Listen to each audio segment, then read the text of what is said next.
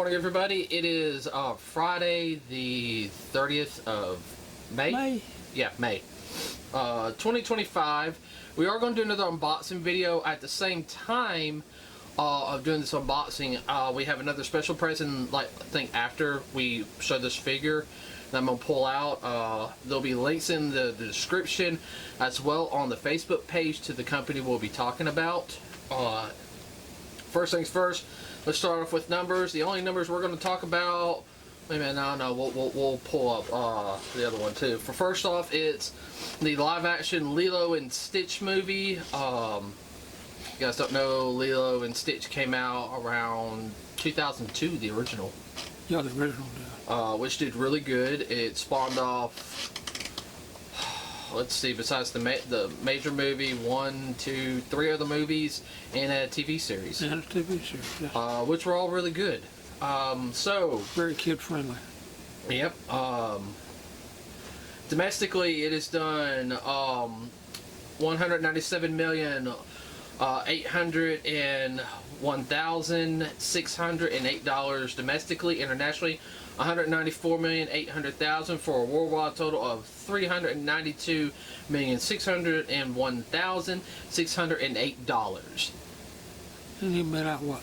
Not quite a week yet. And haven't been out a week yet. So, okay. So first off, we're going to start off is this is a Super 7 toy, as pretty much all of the ones I'm going to be showing for a while are Super 7. This is a from the Thundercat series, Mummra. Now, if you notice, it's a little bit different. This is a color variation that came out. I bought it. It was for Christmas gift to myself. I haven't opened it yet. I'm actually. It was cool. Yeah, no, it really does look cool. So we're going to unbox it, pull it out, talk about what we like about it. Hopefully the joints aren't too stiff like some of the other ones.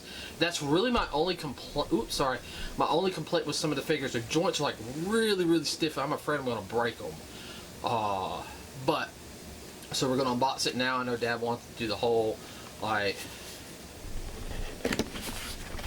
You see the Super 7 logo. Ultimate's right there. It's from the Ultimate line. Should be able to just lift it straight up. You need help? Oh, I think I get it. Careful. No, careful. Oh, okay. I knew that was okay, usually what I have to do is I gotta do it like that usually.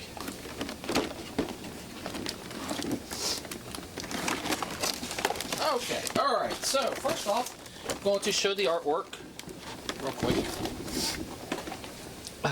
Let me adjust the camera a little bit. That's actually really cool artwork. I really like that. Did you see the back of the artwork? Yeah. Very reminiscent of the original cartoon. Not only that too, but the inside looks like a cave. Yeah. Perfect. No, that was good on that. Okay, so here it is right here. Let's start with the back. Oh, yeah, it's got a full cape right there, everybody. Okay. Very cloth-like. So, yeah, of course, you know, with anything, like anything cloth, you have to be careful. And a lot of the figures are actually coming with cloth capes nowadays. 2 different heads. Sorted weapons. Yeah. Not that he needs any. Yeah. So these 2 right here are reminiscent of the original toy. Which he had a big sword and a short sword. And this is representing the Sword of Plundar, which was introduced in the 3rd season of Thundercats, which we didn't get down here for some reason. I didn't see the 3rd season until it was on Cartoon Network. I didn't see all the 2nd season until it was on Cartoon Network. Understand? I hadn't seen any of the 3rd season, so I got to play catch up. 3rd season was pretty good. They were going out there a little bit more, but I think they were trying to expand the whole story, which was fine. Yeah. It worked. I always felt like they were trying to set up for a Silverhawk crossover, personally. It was done by the same company. Yeah, it could have been. And, you know, Lionel was bluegrass in it. A lot of the same voice actors went over. Yeah. So, Alright everybody, we're going to pause it real quick because we are going to take every little piece out. So hold on one second. Okay everybody, we're back. Took us a little while to get the figure out. The only one issue I had right now, and you see Dad playing with it, of course you notice like a lot of these figures, the you can do interchangeable on the hands. I couldn't get the hands out to show him, and couldn't get the head out. We were going to stick with that head anyway, but you have to take the head off to be able to put the cape on. And yeah, it's got that little, you know, right there, so it would fit, and then you want to like hang it up on the back real quick, what he would kind of look like with it on. Yeah, I mean, that would look really, really cool. If anyone has any suggestions to how to get the head off properly, that's fine. Yeah. What? It ain't gonna work, Dad. I know what you're trying to do. It's not going to work. He's determined, everybody. I'm hard-headed. I'm hard-headed. Just don't break it. That's all I ask. I'm not. Ta-da. Okay, well, that'll work. Close enough. Close enough. The overall design of the figure, everybody's really good. Dad's having fun playing with it. Because I have another Mummra too, so we just put the small swords on there instead of using the big sword of Plundar on it. Yeah, this is your first time really messing with one. The last ones we didn't really mess with a lot. So, yeah, the shoulder joints are just a little tight. Did you notice that? Mm-hmm. But not too bad. Mm-mm. Anything you want to add on it?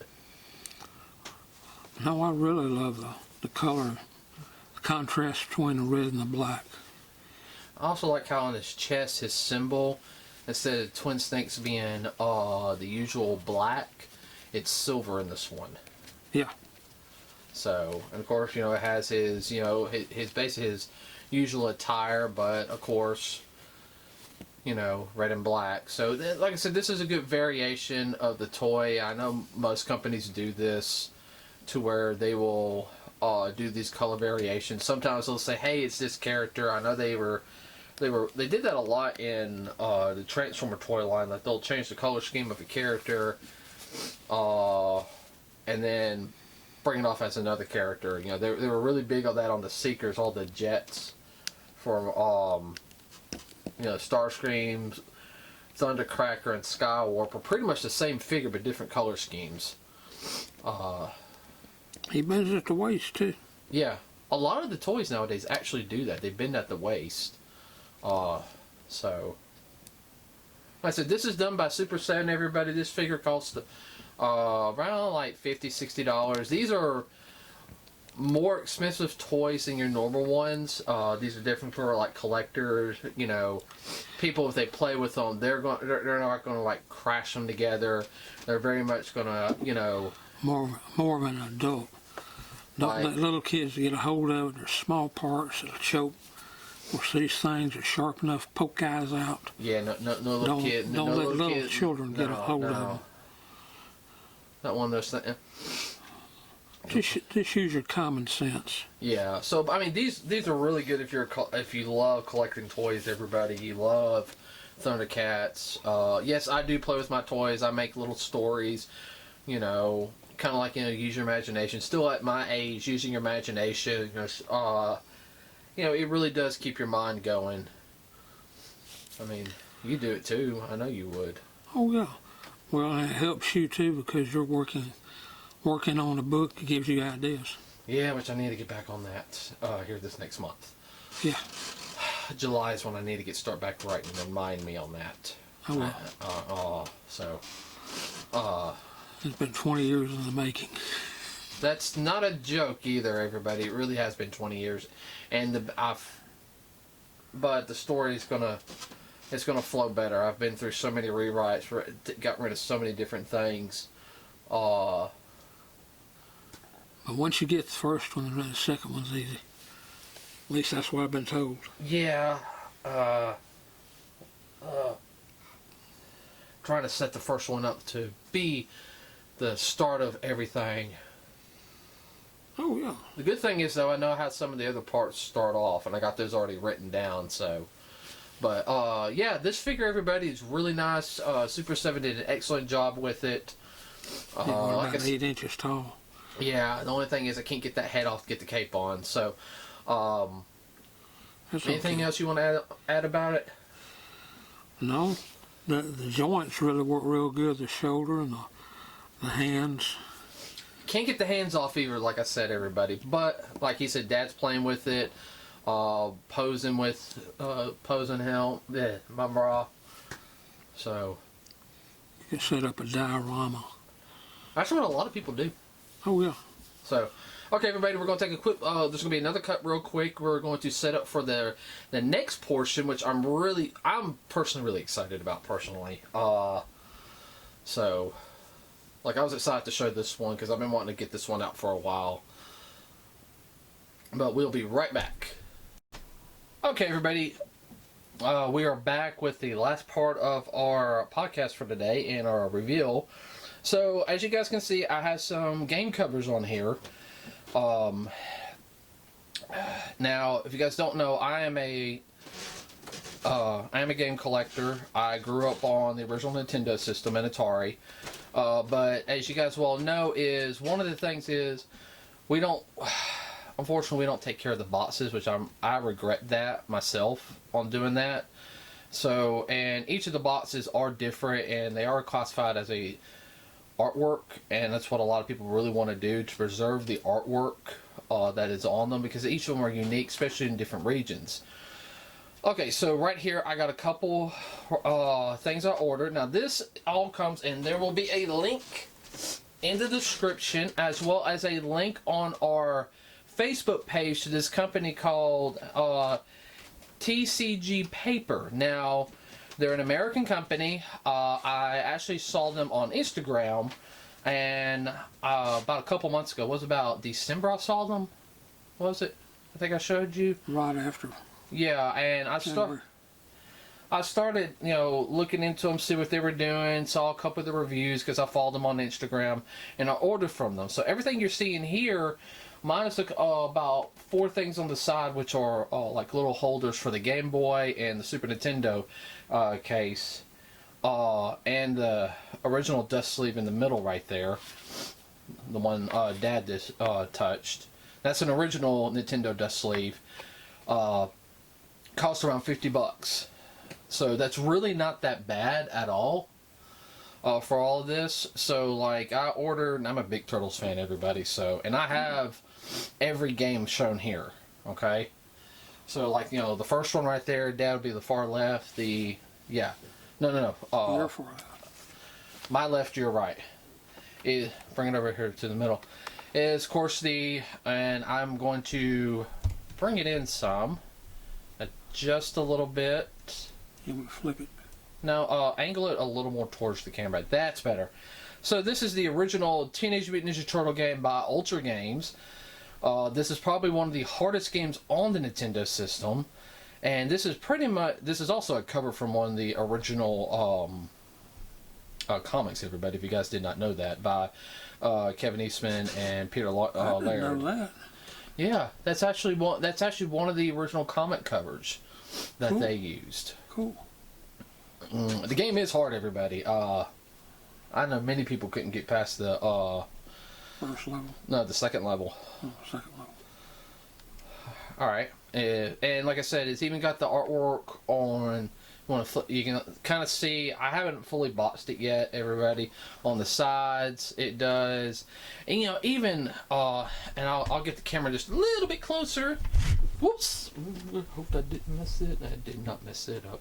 Show a little bit of the gameplay on the back. Oh, as you can sit there and see, it has. I do not have that locked. That's why. There we go. Hold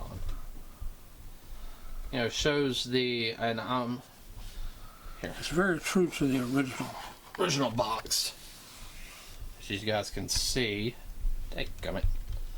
Hold on. I'm doing manual focus, everybody.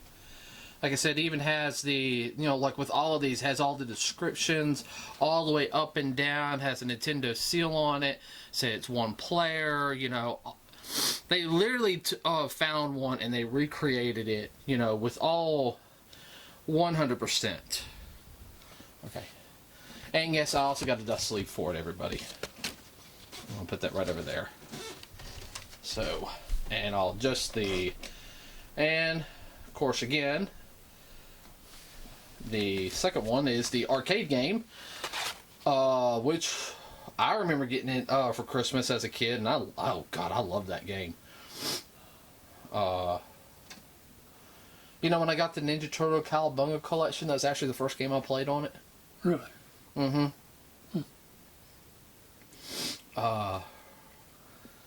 So you guys don't know when, you know, this was around when Teenage Mutant Ninja Turtles was really coming out.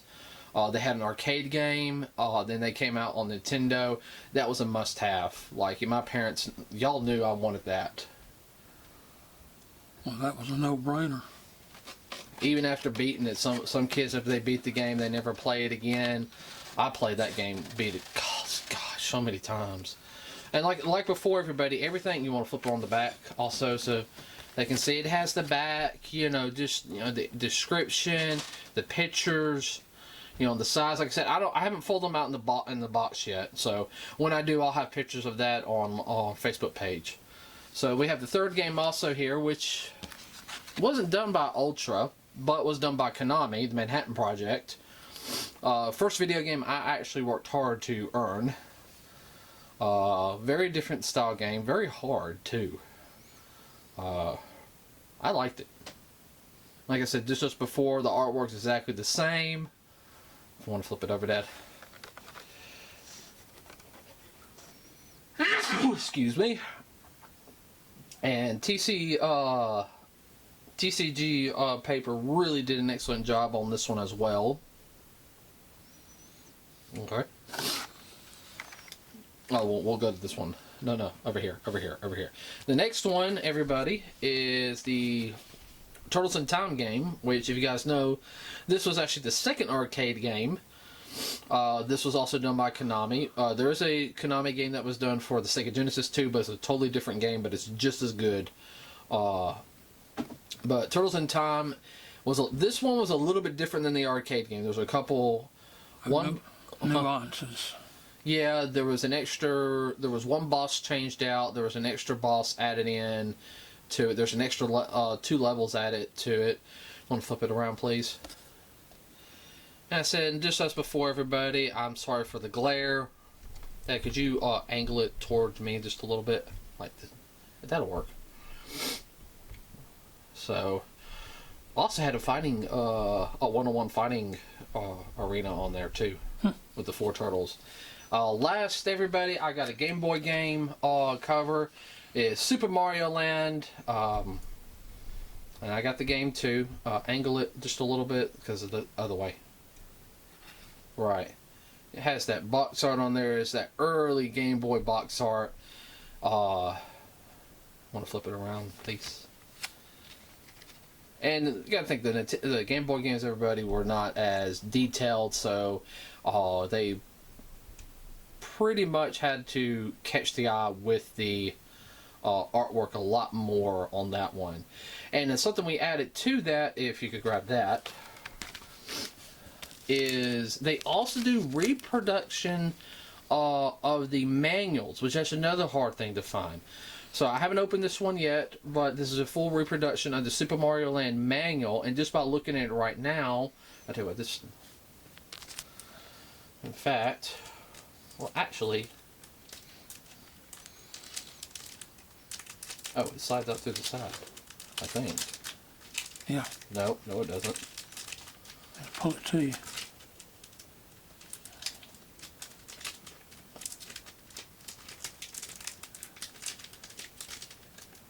How did they? Yeah. I see it.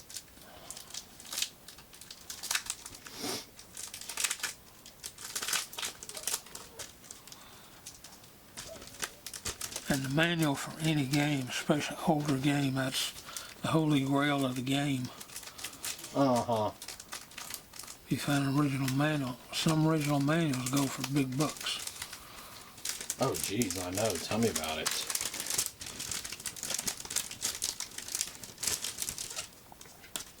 Oh, wow, that feels good. Holy.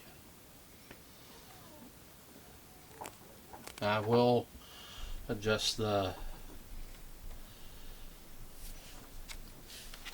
I just showed it to a random page, everybody. I mean, that's what the manuals looked like.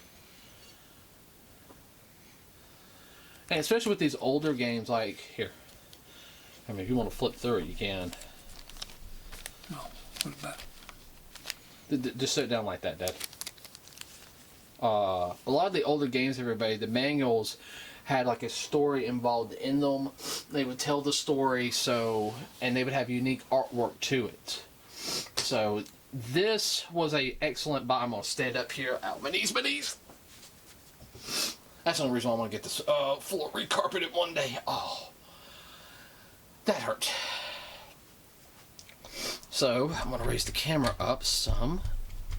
You got it locked. I know. I realize that.